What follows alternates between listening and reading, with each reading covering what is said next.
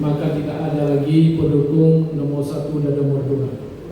Sebagai arahan, saya ingin menentukan beberapa hal untuk memperkuat kerja pemerintah Kota Langsa.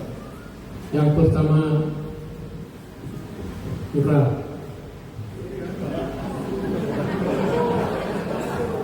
jaga keharmonisan.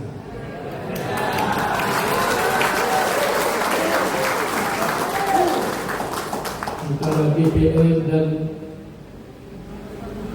wali kota plus Forkapina.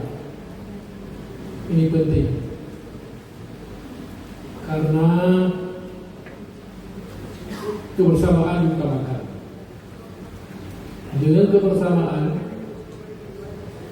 kita belum tentu membangun daerah, apalagi kita bersaudara.